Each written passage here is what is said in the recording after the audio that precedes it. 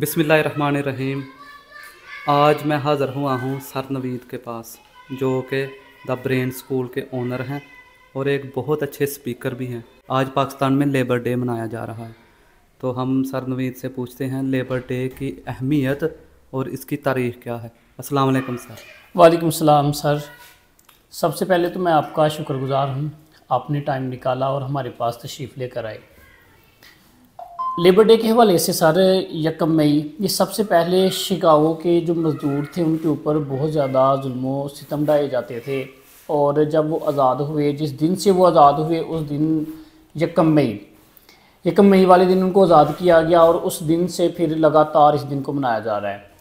मुख्तलिफ़ अगर हम इसकी गहराई में जाएँ तो मुख्तलिफ़ वाक़यात इसके साथ जुड़े हुए हैं। कुछ यहूदियों के, कुछ ईसाइयों के, वो अपने हिसाब से मनाते हैं और हम अपने हिसाब से मनाते हैं। अब 1 मई अगर देखा जाए तो बेसिकली ये मज़दूर की अहमियत को उजागर करने के लिए मनाया जाता है। हम अपने लिहाज में अक्सर देखते हैं कि जो मज़दूर होता है उसके साथ अच्छा रवैया नहीं रखा जाता। मालिक की कोशिश यही होती है कि मैं जितना हो सके इससे काम ले लूँ, और शाम को जब मज़दूरी उसे दी जाती है तो चेहरे के ऊपर बाल होते हैं, माथे के ऊपर, और कोशिश यही होती है कि जितनी मज़दूर हो सके उतनी कम कर ली जाए। अब सर एक मज़दूर जो है वो बेचारा सुबह 9 बजे या 8:30 बजे अपने काम पे आके खड़ा हो जाता है, और लगातार काम करने के बाद शाम 4-5 बजे उसे छुट्टी होती है। जितना मेहनत तलब काम मज़दूर का है ना, मेरा ख़्याल से किसी भी बंदे का इतना मेहनत तलब काम नहीं है। अब इसके बावजूद हम मज़दूर के साथ अच्छा सलूक ना करें तो ये हमारी बदकिस्मती है। नबी करीम सल्लल्लाहु अलैहि वसल्लम इस हवाले से फरमाते हैं कि जो मज़दूर है ना, उसका पसीना खुश्क होने से पहले पहले उसे मज़दूरी दे दी जाए। अब इस बात को अगर हम बड़े लेवल पे लेकर जाएं तो इस बात के अंदर नबी करीम सल्लल्लाहु अलैहि वसल्लम ने तकरीबन 5-6 मौजू जो हैं वो डिस्कस कर दिए हैं। वो बेचारा जो मज़दूर है, पता नहीं उसने किसी का कर्ज देना है, इस वजह से मज़दूरी पे आया है। पता नहीं उसके घर का चूल्हा भी जलता है या नहीं जलता। पता नहीं उसके बच्चों ने कितने दिनों से खाना खाया होगा या नहीं खाया। पता नहीं कौन सी ऐसी मजबूरी थी जिसकी वजह से, अब देखिए इन दिनों में कितनी गर्मी है सर, इसके बावजूद बेचारे रोड पे मैं देखता हूँ कि लोग खड़े होते हैं मज़दूरी के लिए, और तरले मिन्नतें कर रहे होते हैं कि हमें मज़दूरी करने के लिए ले जाएं आप, ताकि हमारे घर की हमारी जो भी ज़रूरियात हैं वो पूरी हो जाएं। फिर जब उस मज़दूर को हम लेकर जाते हैं, शाम को उसकी दिहाड़ी कंप्लीट हो जाती है, मेहनत वो पूरे ज़ोर के साथ करता है। अगर वो ना करे तो मालिक तो 1 मिनट भी उसे सांस लेने देता। ठीक है, तो नबी करीम सल्लल्लाहु अलैहि वसल्लम ने इस हवाले से फरमाया कि उसका पसीना खुश्क होने से पहले पहले उसकी मज़दूरी उसे दे दी जाए। आप मेरे पास तशरीफ़ लेकर आए और आपने देखा कि कुछ मज़दूर अभी भी सड़क के ऊपर काम कर रहे हैं। इस हवाले से हमारा दीन, आज स्कूल कॉलेज से छुट्टी है, मुख्तलिफ अदारों से छुट्टी है, बैंक को भी छुट्टी है। ठीक है, जो बैंकिंग जितना भी वर्क है, हालांकि वो रुकना नहीं चाहिए था, लेकिन आज उनको भी छुट्टी है। तमाम तर जितने भी शोबे हैं तकरीबन उनको छुट्टी करवा दी गई है, लेकिन मज़दूर आज भी काम कर रहा है। हमने छुट्टी किसके लिए करवाई? लेबर डे के लिहाज से। ठीक है, लेकिन वो मज़दूर बेचारा बाहर काम कर रहा है। ये ऐसा नहीं है कि वो मज़दूर जो लोकल सतह पे काम कर रहे हैं उनको छुट्टी उन्होंने छुट्टी नहीं की। वो मज़दूर जो रजिस्टर्ड है हुकूमती सतह पे, उनको भी छुट्टी नहीं है। हालांकि चले लोकल तो अपनी मर्ज़ी से जा रहे हैं काम करने, लेकिन जो हुकूमत के अंडर है कम से कम उनको छुट्टी होनी चाहिए थी और फ्री में उनको उनकी दिहाड़ी मिलनी चाहिए थी, लेकिन ऐसा नहीं हुआ। फिर इस दिन छुट्टी करवाने का जो मकसद है वो दफन हो जाता है। ठीक है, छुट्टी तो हमने इसलिए करवाई कि मज़दूर बेचारा थोड़ा खुश हो जाए कि हमें उसका भी एहसास है, लेकिन उसका एहसास हम खा कर रहे हैं। वो तो बेचारा बाहर आज भी काम कर रहा है। तो हालांकि इस दिन तो मैं कहता हूँ कि जो आपके पास वर्कर काम करते हैं उनको बुला के उनको अप्रिशिएट करना चाहिए, उनकी हौसला अफजाई करनी चाहिए ताकि उनका दिल ना टूटे। सुबह से जब शाम तक आप काम करते हैं तो आप थक चुके होते हैं, लेकिन फिर ताज़ा दम बंदा कब होता है? जाके जब अपने बच्चों के पास चला जाता है। इसके अलावा उसकी अप्रिसिएशन कोई नहीं है।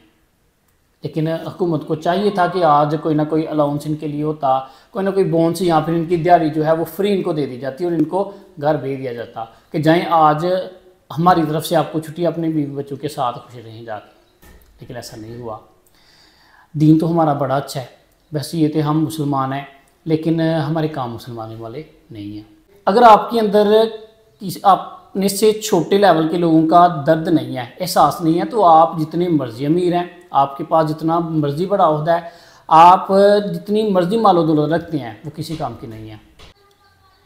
जी सर, तो मेरा आपसे सवाल है कि मज़दूर की ज़िंदगी कैसे बदली जा सकती है? सर बहुत बड़ा सवाल आपने कर दिया। आज तक मैंने नहीं किसी मज़दूर को देखा कि उसकी ज़िंदगी उसके बुढ़ापे तक बदली हो। वो अगर अपनी जवानी के दिनों में मजदूरी करना उसने शुरू किया तो वो बेचारा अपने बच्चों का, बीवी बच्चों का बस पेट ही पाल सका है, या फिर उसके जो बच्चे हैं वो वक्त के साथ साथ अगर तालीम हासिल कर चुके हैं तो वो किसी जॉब पे लग गए हैं, तो फिर उसकी ज़िंदगी बदल लिया है। इस हवाले से सर जितने भी यूरोपियन कंट्रीज़ हैं, जितने भी गल्फ़ मालिक हैं, वहाँ पे जितना भी हार्ड वर्क है वो सारे के सारे पाकिस्तानी करते हैं तकरीबन।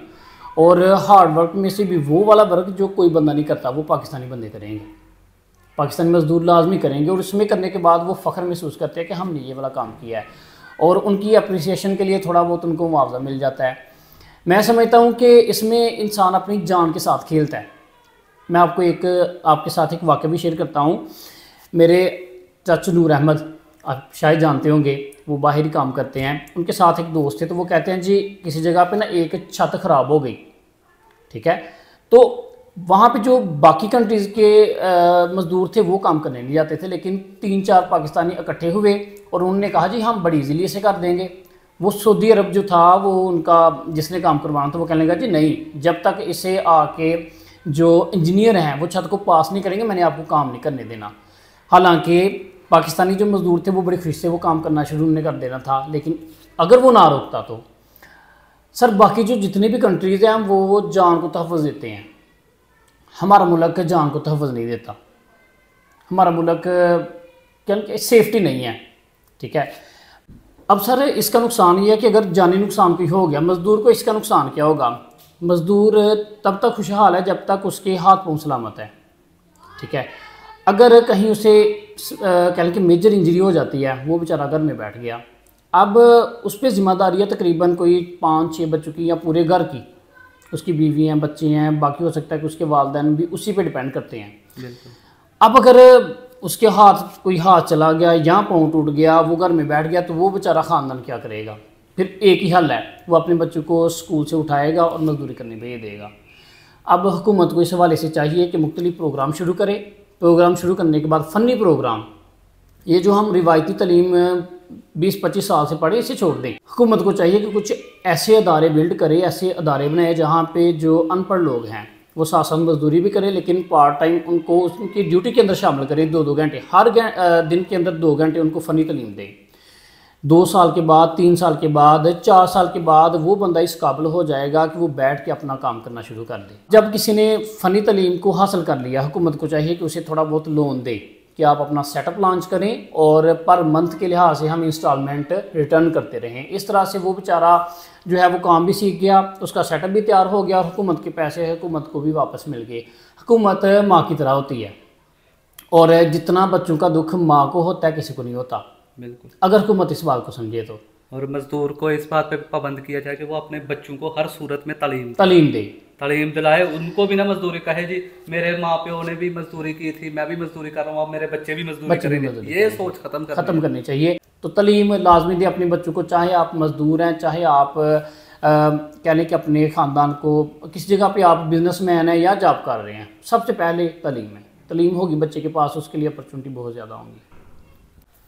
अच्छा सर, एक सवाल है आपसे कि महंगाई इतनी ज़्यादा है और दिन ब दिन बढ़ती भी जा रही है, तो गवर्नमेंट ने मजदूर बंदे के लिए क्या किया है इस महंगाई के तोड़ सर के लिए? इस हवाले से गवर्नमेंट ने बड़ा अच्छा कदम उठाया था। यूटिलिटी स्टोर जगह जगह पे उन्होंने बनाए थे।